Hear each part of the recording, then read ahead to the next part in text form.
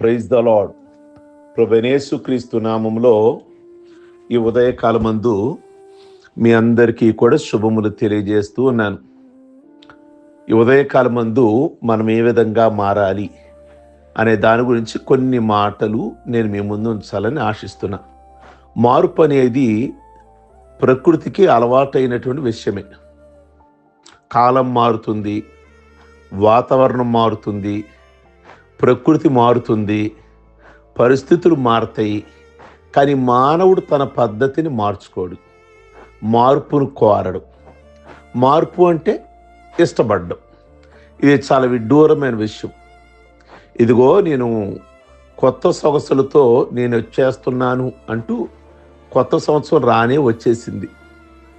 అందరూ మౌనంగానున్న వద్దన్నారులే అన్నట్లు పాత సంవత్సరమేమో వెళ్ళిపోయింది, కొత్త సంవత్సరం రానే వచ్చేసింది. కాలచక్రం కూడా వేగంగా తిరిగిపోయింది. దేవుని పరిశుద్ధ వాక్యములో యెహోషువ గ్రంథము 3వ అధ్యాయము 1 నుండి 17 వచనాలు చూస్తే అక్కడ కొన్ని విషయాలు మనకు కనబడతాయి. దేవుని ప్రజలు యెహోషువ నాయకత్వాన సాగుతున్నారు. షిత్తీము నుండి బయలుదేరిరి. వారు యోర్దాను నదిని దాటుటకై వచ్చిరి. కానీ అది పొంగి అంచులు నిండుగా పొర్లి పారుచుండుట వలన వారు దాటలేక ఆగిరి. ఇశ్రాయేలీలు ప్రజలు దీవించబడిన ప్రజలు. వారి కొరకై దేవుడు ఎన్నో గొప్ప కార్యాలు చేశారు. మోషే భక్తుని పంపి అద్భుతాలు చేశారు. ఇప్పుడు ప్రజలు షిత్తీము నుండి బయలుదేరారు, ఆగిపోయారు. చాలామంది భక్తి విధానములు కూడా ఆగిపోతున్నట్లుగానే కనబడుతుంది. భక్తిలో బయలుదేరుతున్నారు, కానీ ఏదో ఆటంకం రాగానే ఆగిపోతూ ఉన్నారు. ఈనాడు క్రైస్తవుల చరిత్ర ఎలా ఉంది అంటే, చిన్న ఎగ్జాంపుల్ మీకు ఇస్తా. సాగడం, ఆగిపోవటం ఎలా ఉంది అంటే, ఇంతవరకు మంది కార్పొరేషన్ కాకముందు విజయవాడలో మున్సిపాలిటీగా ఉండేది. విజయవాడ మున్సిపాలిటీగా ఉండేది. అప్పుడు ఈ చెత్త తీసుకెళ్ళడానికి ఎద్దుబండ్లు ఉండేవి, మున్సిపాలిటీ ఎద్దుబండ్లు ఉండేవి. అయితే ఆ ఎద్దుబండ్లు ఎలా ఉండేవి అంటే, ఓసారి ఒక అతను ఆ ఎద్దును బాగా పోషించి లావుగా పెంచి మంచి ఖరీదుకి అమ్ముకున్నాడు. కొన్నవాడు బండి కట్టించి తోలుతూ ఉన్నాడు. అది ప్రతి పర్లాంగుకి, ప్రతి అడుగుకి వెళ్ళడం, ఆగిపోవడం. నడిపేవాడు చల్ అని కొట్టడం, అది మరలా 2 అడుగులు వేయటం, మరలా ఆగిపోవటం. అయితే కొనుక్కున్నవాడుకి అనుమానం వచ్చింది. ఏంటి ఎద్దు ఎంత పుష్టిగా ఉంది, ఒక దెబ్బ వేస్తే 4 అడుగులు వేస్తుంది, ఆగిపోతుంది, మరలా కొడితే 2 అడుగులు వేస్తుంది, ఆగిపోతుంది అని కొన్నవాడికి అనుమానం వచ్చి ఆ అమ్మిన వ్యక్తి దగ్గరికి వచ్చాడు. ఏంటి ఎద్దులా అంటే, అతను అన్నాడు కదా అమ్మిన వ్యక్తి, ఇంతవరకు ఇది చెత్తబండి లాగే ఎద్దు, దాన్ని మీకు అమ్మాము. దాని అలవాటు చెత్త కనబడగానే ఆగిపోద్ది, మళ్ళా అనగానే బయలుదేరుద్ది, మళ్ళా 2 అడుగులు వేయగానే చెత్త కనబడగానే ఆగిపోద్ది. ప్రియ దేవుని బిడ్డలారా, ఈరోజు చాలా మంది క్రైస్తవ జీవితం ఎలా ఉంది అంటే, సాగిపోవడం, చిన్న సమస్య రాగానే ఆగిపోవటం, దేవుని మందిరానికి ఆగిపోవటం, ప్రార్థనకు ఆగిపోవటం, ఇలా అయిపోయింది చాలా మంది జీవితం. నాగడిపై చెయ్యి వేసి వెనక తట్టు చూచేవాడు నాకు పాత్రుడు కాదు అన్నారు ప్రభు. కనుక మనము ఇశ్రాయేలు ప్రజలు నది దగ్గరికి వచ్చి ఆగిపోయారు. సాగవలసిన వీరు ఎందుకు ఆగిపోయారు అని ప్రియ దేవుని బిడ్డలారా ప్రశ్నించుకోవాలి. దేవుడు మాట్లాడుతున్నటువంటి మాటలలో యెహోషువ గ్రంథము 3వ అధ్యాయము 3వ వచనం నుండి 6వ వచనం వరకు చూస్తే దేవుడు వారితో పలికిన మాటలు. మీ పద్ధతి మార్చుకోండి ఉన్న సారాంశం చెప్తున్నా. మిమ్మల్ని మీరు పరిశుద్ధపరుచుకోండి. వారు ప్రయాణం చేస్తున్నారు, కానీ వారి పద్ధతి పాత పద్ధతిలోనే సాగుతున్నారు. వారు సాగటం లేదు. అందుకే మీ పద్ధతి మార్చుకోండి. భక్తిలో ఆగిన వారికి కూడా దేవుడు చెప్పే మాటలు ఇవే. మీ పద్ధతులు మారాలి, క్రమాలు మారాలి, విధానాలు మారాలి. అప్పుడే దేవుడు మీ పక్షమున యుద్ధం చేస్తాడు, మీరు జయిస్తారు అని పలుకుతున్నాడు. ఆదికాండం 19వ అధ్యాయంలో చూస్తే లోతు భార్య ఆనాడు సాగవలసింది, ముందుకు వెళ్ళవలసింది. కానీ ఆమె వెనక చూచి ఉప్పు స్తంభము అయిపోయింది. ఆ వెనక చూపే ఆమెను ఆపజేసింది కదా. కనుక ప్రియ దేవుని బిడ్డలారా, మీ స్థితి ఎలాగుందో చూసుకోవాలి. ఏదో చూచి ఆగిపోతున్నారా ఆత్మీయ జీవితంలో, లేక సాగిపోతున్నారా? ఇశ్రాయేలీలు ఆగినప్పుడు యోర్దాను నది ప్రవాహాన్ని, పొంగులను, నీటి వరవడి చూశారు. బాబోయ్, దీన్ని దాటలేము అని అనుకున్నారు. మా వల్ల కాదు అని ఆగిపోయారు. కానీ వారు సాగడానికి 2 మార్గాలు దేవుడు చూపిస్తున్నాడు. ఒకటి, పద్ధతి మార్చుకోండి. ఆగిన ఇశ్రాయేలీలు ప్రజలుకి దేవుడు ఆజ్ఞాపించింది, మీరు సాగే పద్ధతిలో లోపం ఉన్నది.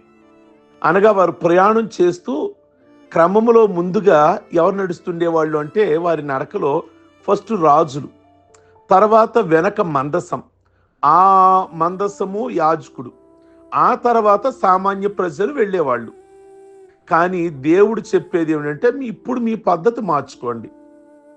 దేవుడు కోరుచున్న మార్పు ఏమిటి అంటే, అది మీరు చేస్తున్నది పాత కథ. కానీ ఇప్పుడు వారి క్రమంలో సాగే విధానంలో ముందు మందసాన్ని పెట్టండి. ఇశ్రాయేలీలారా, యోర్దాను నదిలో నడుస్తున్నారు కదా, ఇంతవరకులాగా నడవమాకండి.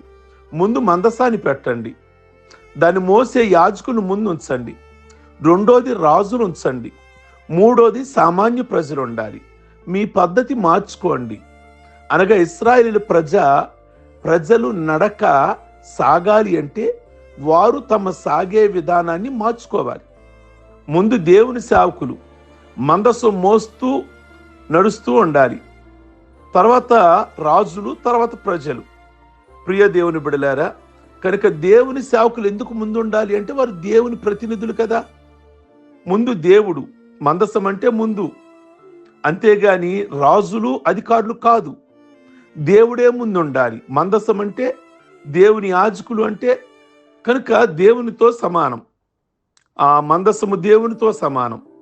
దేవుడు తన యాజకులు కదిలితేనే గాని అందరూ కదలాలి. దేవుడే ముందు. ఆదికాండములో ఏముంది? 1:1 ఆది యందు దేవుడు, ప్రారంభంలోనే దేవుడు, మొదటిలోనే దేవుడు నీ బ్రతుకులో ఉండాలి. ఆది యందు అంటే ఫస్ట్ దేవుడు ఉండాలి అనే విధానాన్ని అలవాటు చేసుకోవాలి.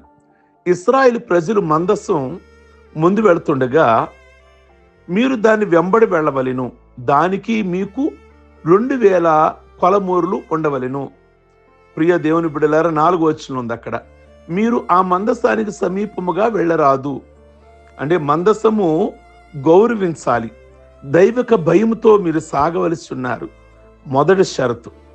రెండో షరతు 5వ వచనం ఉన్నాడు, మిమ్మల్ని మీరు పరిశుద్ధపరుచుకోవాలి అన్నాడు.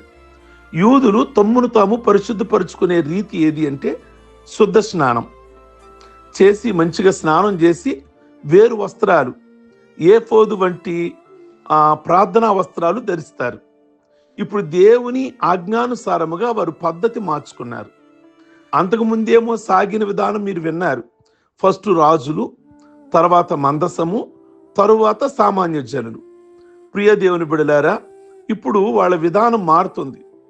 అంటే కేవలము మేము ఆగిపోయాం కదా, కనుక ఇక్కడ మార్గాలు 2 కదా అని వాడిని అంగీకరిస్తున్నారు. వారి మనస్సులు మార్చుకొని యాజకులకు ముందు స్థానం ఇచ్చారు. తమ శరీరమునుకున్న ప్రతి అపవిత్రతను శుద్ధి చేసుకున్నారు. ఆ కారణం చేత దేవుని సన్నిధి వారికి తోడు వచ్చింది. ప్రియ దేవుని బిడ్డలారా, చాలా మంది మేము సాగాలి అనుకుంటారు, కానీ దేవుని ఆజ్ఞలకు, మాటలకు విధేయత చూపరు. ఆ కారణం చేతే వారు సాగడానికి వీలు లేకపోతుంది. కనుక మీ స్థితి ఎలాగుందో ఈ ఉదయకాలం ముందు గమనించాలి. మీ పాత విధానాలేనా? పాత పద్ధతుల్లోనే వెళ్ళాలనుకుంటున్నారా? పాత మాటలేనా? పాత పాటలేనా? పాత చూపులేనా? పాత తీర్మానాలేనా? ఆ నడకలైనా? ప్రియ దేవుని బిడ్డలారా, కనుక మన పోకడలు మార్చుకోవాలి. నీ పద్ధతి, నీ వైఖరి, నీ కుటుంబ స్థితి మారాలి. కనుక పద్ధతి మార్చినప్పుడు జరిగే అద్భుతం ఏంటో తెలుసా? దేవుని మాట ప్రకారం ఇశ్రాయేలీలు వారి విధానంలో మార్పు తెచ్చుకున్నారు. యోర్దాను దగ్గరికి వచ్చి ఆగారు ఇశ్రాయేలీలు. తమ్మును తాము శుద్ధి చేసుకున్నారు. యాజకులు మందసాన్ని ముందు పెట్టుకున్నారు. సర్వలోకనాథుడగు యెహోవా దేవుని మందసము మోయు యాజకులు అరికాళ్ళు యోర్దాను నీళ్లను ముట్టగానే యోర్దాను నీళ్లు అనగా పైనుంచి కిందకు పారే నీళ్లు ఏకరాశిగా ఆగిపోయింది. దేవునికి స్తోత్రం. కోతకాలములో యోర్దాను నది దగ్గర ఆ నది పొంగి గట్ల మీద ఆ నీళ్లు పొర్లి పారే నీరు ఆ మందసం మోసే యాజకులు నీటి అంచును మునగగానే వాళ్ళ కాళ్ళు ఎప్పుడైతే టచ్ అయినాయో, అంటే యాజకులు కాళ్ళు గొప్పయని కాదు, వాళ్ళు మందసాన్ని మోస్తున్నారుక. దేవుని సేవకులు దేవుని బట్టి వాళ్ళు అభిషేకించబడిన వాళ్ళు, శక్తి కలిగిన వారు. అదే దేవుడు వారి జీవితాల్లో లేకపోతే ఆ శక్తి వారికి లేదు. యాజకులు యోర్దాను మధ్య 6 నేలను స్థిరముగా నడిచిరి. ఇశ్రాయేలీలందరూ 6 నేలను స్థిరముగా నడిచిరి. చూసారా? ఎప్పుడు ప్రజలు దేవుని మాటకు విధేయత చూపిస్తారో ఇక అద్భుతాలు వరస వచ్చింది. యాజకులు పాదాలు నీళ్ళకి తగలగానే నీళ్ళు ఆగాయి. ఇప్పుడు యాజకులు పాదాలలో ఏమీ లేదు. మీరు విధేయత అద్భుతం మొదలుపెట్టింది. పైనుంచి వచ్చే ప్రవహించే నీరు ఆగిపోయింది. సామాన్యమైన విషయమా? పైనుంచి వచ్చే నీరు వరవడితో వస్తుంది, అది ఆగిపోవటం అంటే సామాన్య విషయమా? మధ్యలో 6 నేల వచ్చింది. యాజకులు ప్రజలు సహితము పొడి నేలపై నడిచారు.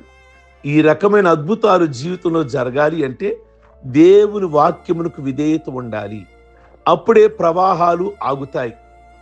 ప్రియ దేవుని బిడ్డలారా, కనుక ఈ కారణాన్ని గమనించి మనం ప్రార్థించుకోవాలి. అప్పుడు నీ జీవితంలో వేగంగా పైబడుచున్న ప్రవాహాలు ఆగుతాయి. నింటిలోనికి వడిగా వస్తున్న ఆ పాపం అనేది ఆగాలి. ప్రియ దేవుని బిడ్డలారా, ప్రవాహాలు ఆగాక నీ పద్ధతి. మన దేవుడు దయాపూర్ణుడు కదా. దాటసక్యంగాని యోర్దానును దాటడానికి వారి దేవుని మాటకు లొంగగానే, పద్ధతి మార్చుకోగానే ప్రవాహం ఆగింది. ప్రజలు దాటారు. యెహోవా దేవుడే మరలా ఆజ్ఞాపించాడు. గోత్ర పెద్దలందరూ 12 రాళ్ళు తెచ్చి రాత్రి బస చేసి చోట వాటిని నిలబెట్టవలెను. అనగా కృతజ్ఞతా బలి, ఆ కృతజ్ఞతా బలిపీఠం కట్టాలని అర్థం. వారు వెంటనే ఆ పని చేశారు. ఇశ్రాయేలు గోత్ర పెద్దలందరూ రాళ్ళు తెచ్చారు. వారు భుజములపై పెట్టుకొని నడిచారు. ప్రియ దేవుని బిడ్డలారా, ఈ రాళ్ళు ఎందుకని భవిష్యత్తులో పిల్లలు అడిగితే చెప్పాలి. యోర్దాను ప్రవాహాలని నిలిపివేసిన స్థలం ఇది. అద్భుతకరంగా దేవుడు కార్యం చేశాడని ఈ ఉదయకాలమందు మన పద్ధతులు మార్చుకుంటే, మన పాత రోత, మన అలవాటులు మార్చుకొని ఇదే జీవితం ఇలాగే ఇప్పటివరకు నేను ఎలాగున్నానో అలాగే ఉంటాను అంటే నీ జీవితంలో ప్రవాహాలు ఆగవు.